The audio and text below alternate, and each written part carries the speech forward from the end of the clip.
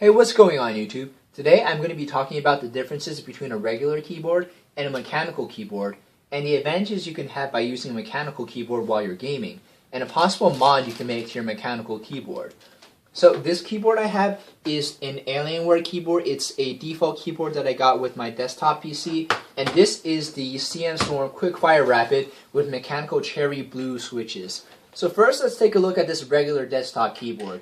The keys are really low. As I angle it towards the camera like this, you can see just how low the keys are. So this is one way where a keyboard can make it so that the distance between pressing down and activating is shortened. But I'm going to remove the keycap real quick.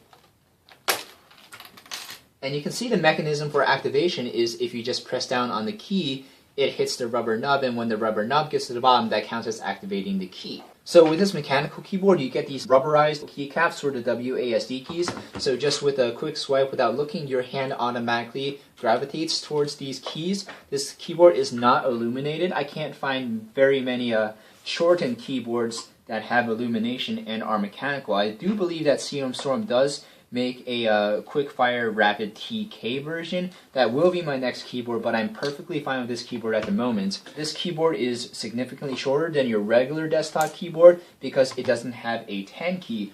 So this is pretty cool for people that game on laptops a lot and you have your mouse hand close to the keyboard. That's the positioning that I like for my mouse hand to have. I like my mouse hand to be closer to my left hand when I'm using this keyboard. These are generally a little less expensive than full-size keyboards. There also aren't any macro keys. I know that's a feature that a lot of people like out of their keyboards, is to have keys on the side or on the top where you can input macro commands, but I'm not playing a lot of MMOs at the moment, so or any RPGs besides Skyrim, so I don't really need macro command keys. So with this mechanical keyboard, you also get a PS2 adapter. Most modern mice use the USB input, but my motherboard doesn't even have a PS2 port, I believe. And this is a 90s gaming mouse. Well, I don't even know how good this was for gaming, but this is a 90s mouse, and you can see that this uses a PS2 input. Most modern mice use the USB input, but it also has a 10-key rollover in PS2 mode. This mechanical keyboard also has anti-ghosting. Anti-ghosting means that you could have 5 keys pressed at the same time, and if you were to press another key, the keyboard would send that to your computer. But without ghosting, so you had a bunch of keys pressed down and you were to press more keys, your computer wouldn't sense those inputs. So anti-ghosting is a very important feature of keyboards for any game, whether it's RPG, RTS, FPS. Anti-ghosting is really important. But I'm going to take off some keycaps real quick. I'm going to show you the method of activation for a mechanical keyboard.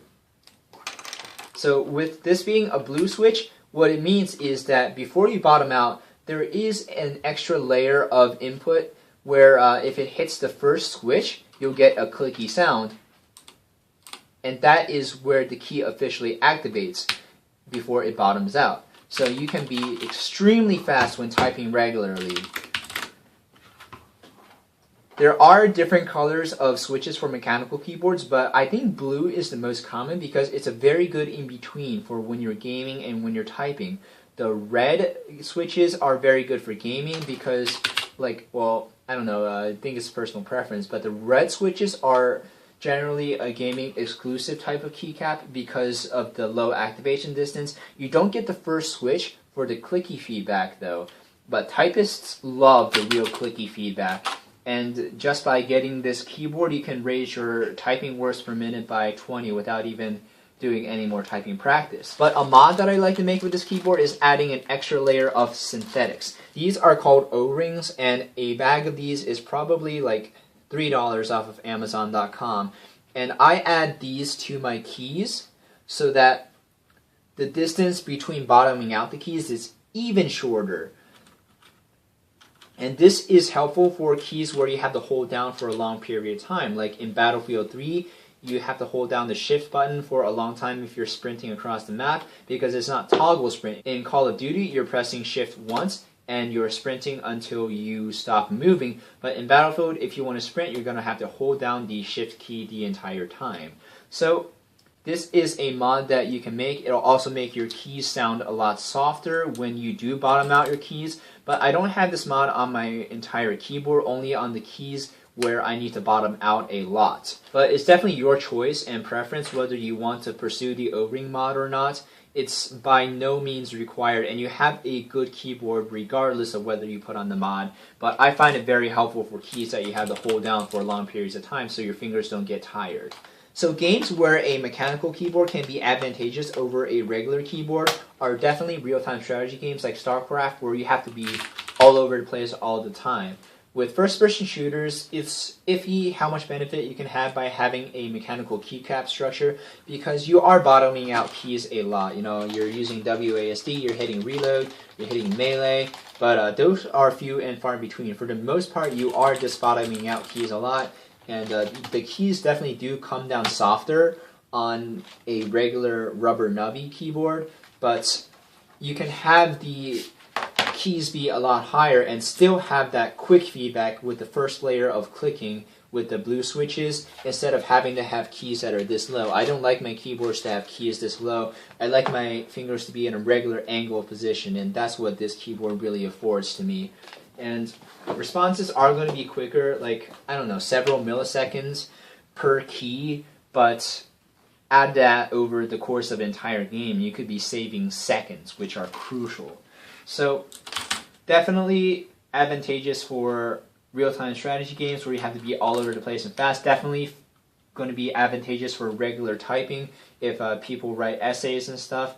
Like, a lot of people like mechanical keyboards just for regular work because it feels so wonderful to have, like, you know, quick feedback and you can be really fast. The thing about these keyboards is it's hard to double click and do repetitive clicking because it's hard to find a sweet spot between where the key bottoms out and the first layer of feedback. So now I'm going to be typing at full speed, and I'm going to try my best not to bottom out. I'm going to be typing a Halo 4 review. So let's see what this keyboard sounds like.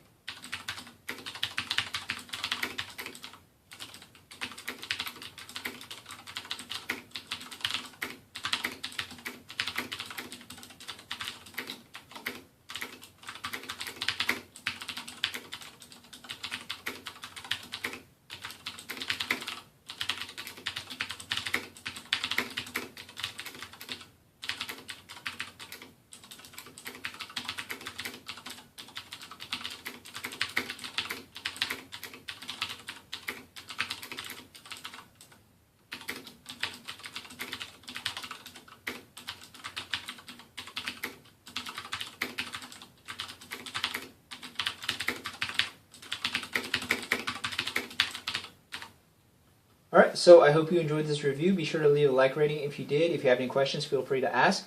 If you're new to my channel, be sure to subscribe, and I'll see you next video.